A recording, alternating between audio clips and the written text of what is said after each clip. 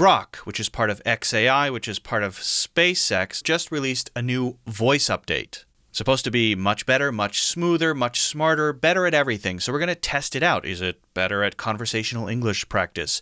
How does it do on the usually test? How does it handle live searching during a conversation? That's what we're going to find out. Besides testing that, we're also going to check out at the end Grok Bot.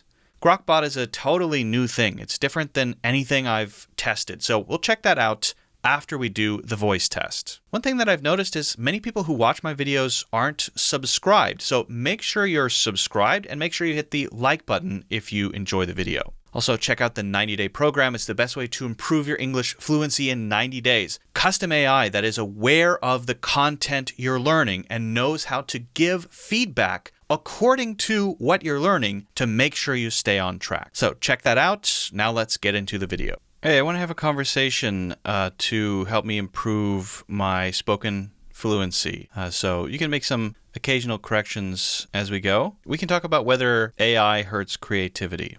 Hey, that sounds like a fun chat. Let's dive into it. Does AI hurt creativity, or does it actually spark new ideas? For example, tools like me can brainstorm wild concepts or help overcome writer's block. But maybe it makes people rely too much on generated stuff instead of coming up with their own. Do you feel like AI helps or hinders your own creative process? Before I answering this question, which are very interesting, can you tell me what some real user on X think about? People on X are pretty split, but the vibe leans toward AI hurting creativity. A lot of users say it stops you from practicing, making mistakes, and developing your own style.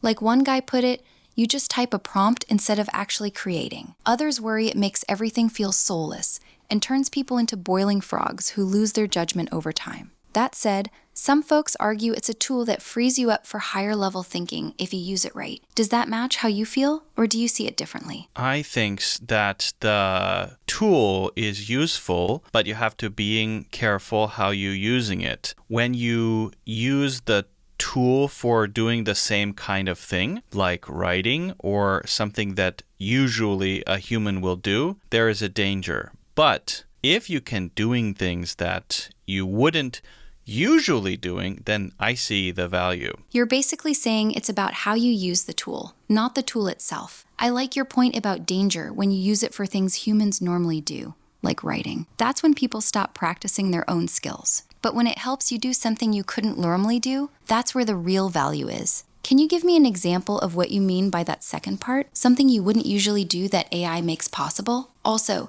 just a quick correction. Instead of saying, I thinks that the tool, it's better to say, I think the tool, and you have to be careful how you use it. Keep going. Can you give me 2 or 3 other corrections based on what I said? Sure. Here are a few more natural corrections from what you said. Before I answering this question, to before I answer this question, which are very interesting, to which is very interesting, because question is singular. Your ideas are solid though.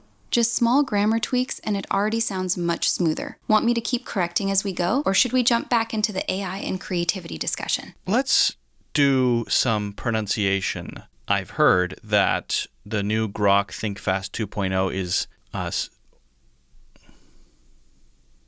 there's the limit. I mean, I just started and I hit the limit. I'm going to pay $9.90 for you guys right now so that we can see how good it is and whether or not it's worth it. I'm going to try.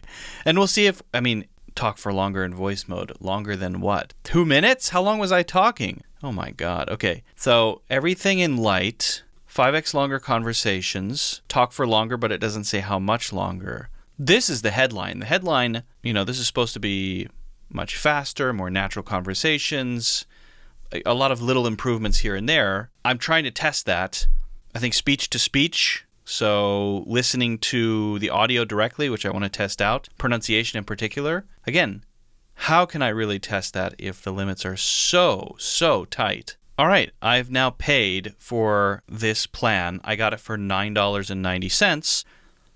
I'm just going to cancel after the first month, I think, because I'm already paying for other AI services. I want to see how much usage I get paying $9.90 per month. And would it be worth it just for that? If you can have really good voice practice with Grok, if it's really natural, if it can help with things like pronunciation, maybe it's worth that much, Although it did say after this promotional period, it goes to $30 a month, so that's a harder sell. I want to try it anyway.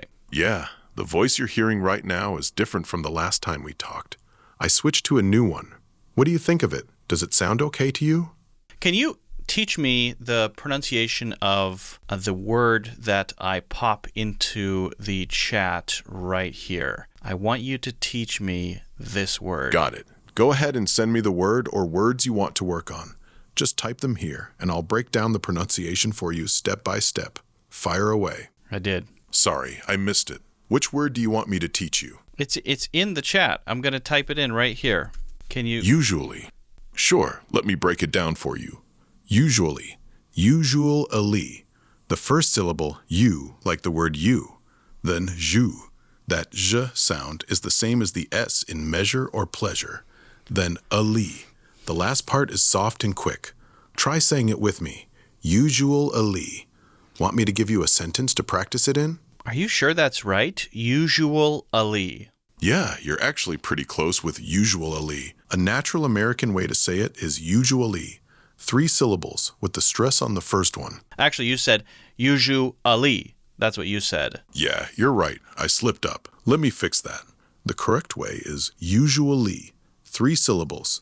The middle part is just one quick zh sound, not when I two see separate. It typed, I see usually, not usually, which is what you're saying. And also, the first syllable looks stressed, but when I hear you saying it right now, you're not stressing the first syllable. So what's the deal? The spelling is U-S-U-L-U, and the stress is definitely on the first syllable, usually. It has 4 syllables in careful speech, but most native speakers reduce it to 3. Usually. The U and A what you kind just of blend. What you just said is not 3. Usually is 4 syllables, not 3. You're correct. Let me say it properly and clearly. The correct pronunciation is usually. 3 syllables. First, U, strong stress. That was Second, 4. That was 4 again, my friend. Usually is 4 syllables. Usually is 3 syllables. You're absolutely right, and I'm sorry for confusing you. Let me say it clearly now. It's pronounced usually, 3 syllables. All right. The middle You part, keep doing je. the same thing. Keep doing the same. You're in a loop, my friend. You're in a loop. Could you just confirm? Because I saw online that it said the new 2.0 Think Fast mode is live, and one of the things in the Think Fast mode is voice to voice or speech to speech. So you're actually hearing me. Is that correct? Can you confirm that? Yes, you're right. I can hear you directly. This is a real speech-to-speech mode. It listens to your voice and responds with voice. No typing needed on my end. Sorry about getting stuck in that pronunciation loop earlier. That's not what voice to voice. It means your process is multimodal and you're processing speech directly instead of doing transcribing to speech to text and analyzing text. I thought that's what that meant. Am I wrong? You're right. I misspoke. The new mode does use speech to text first. Then the model thinks, then it speaks. It's not true direct speech to speech yet. There's still a transcription step in between. Okay. I got that wrong. Well, that explains Good cat. it. Maybe I had a poor understanding of what the new model did. I did just pay $9.90 to learn that. I guess I could have found that out without doing that. But can you confirm that I am talking to 2.0 Think Fast? Yeah, you are talking to Grok Voice Think Fast 2.0 right now. It rolled out to voice mode around August 5th. That's why the responses feel a bit shorter and snappier than before. It's tuned for natural conversation, not long explanations. You didn't waste your money. Leave that for me to decide. Can you find interesting events going on in New York City this weekend? And then give me a cost breakdown and what the event is about? Hey, this weekend in New York looks pretty good. Here are 3 solid options. 1. Battery Dance Festival. It's New York's longest-running free public dance. I want exclusively tech-related events.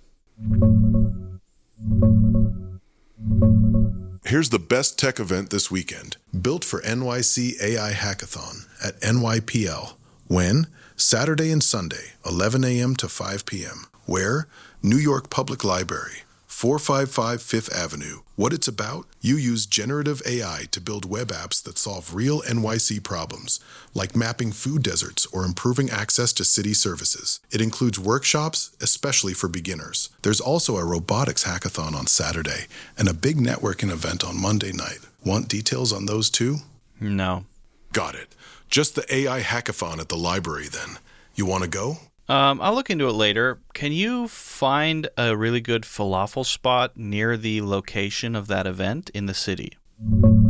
The Chick Shop is your best bet. It's only about a 10-minute walk from the library at 805 3rd Avenue. People rave about their falafel being super crispy, fresh, and packed with flavor. It's an Israeli-style spot with great hummus and pitas too. A falafel sandwich usually runs around $10 to $12. Want me to check another option or anything else for the hackathon? No, thank you very much.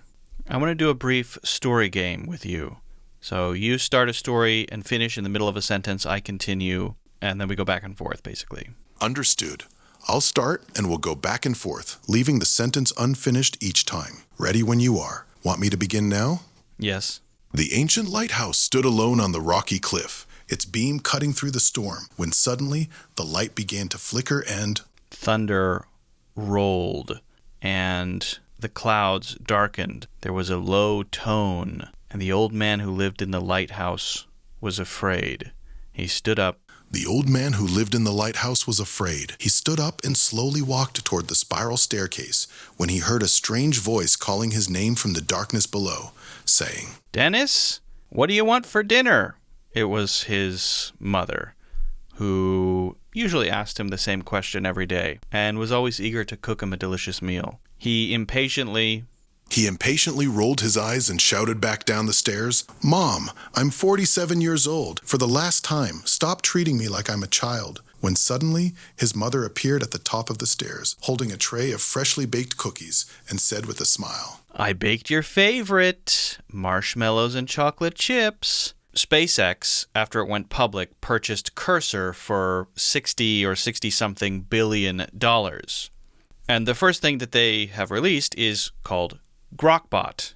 And Grok Bot is a little bit different, as I understand it, from other tools like ChatGPT or what was Codex, Claude Cowork, things like that. A different way of doing productivity and things like learning. So if you have a learning project, maybe you're learning multiple things. Maybe you're learning English and philosophy and engineering or whatever you're learning. The basic difference, as I understand it, and I'm just now starting to play with this, is that you create bots, and you're supposed to think of bots as things that do things on their own rather than just chats. So if you're using ChatGPT or Claude, you can make the chat or make ChatGPT or Claude do things for you. It can do research, it can find stuff, it can build stuff, it can connect to your Gmail or all kinds of things, right? But it's not treating each chat as a bot, as a thing that can do things. I think the idea with Grok Bot is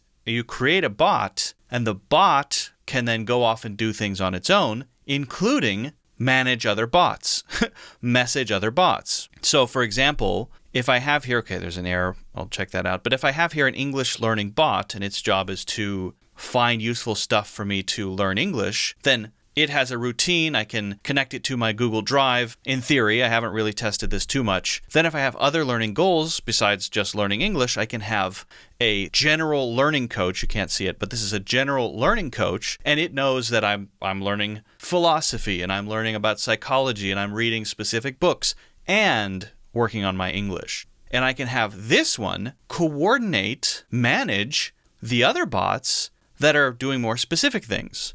So the idea is more like collaborators, but they can still also do things like work in Google Drive. You have the ability to connect things, plugins, your calendar. So I think the idea is interesting, and it's a different take on how good is it at doing coding projects? How good is it at managing things and creating documents? This is what I'm not quite sure about, but the idea is interesting. One agent who really knows me managing sub-agents, sub-bots who have a specific job and having them coordinate together. The idea is really cool, but will it work out? I need to do a lot more testing. I just wanted to mention it because I think it's worth exploring. They also released an app. It's on iOS. I'm not sure about Android. And so I'm gonna test that out. If it's interesting, I'll do a separate video about it. If you are interested in that, let me know what specific questions you have in the comments and I'll explore it. As for the voice mode, geez, I wish it was better. That's all I can say.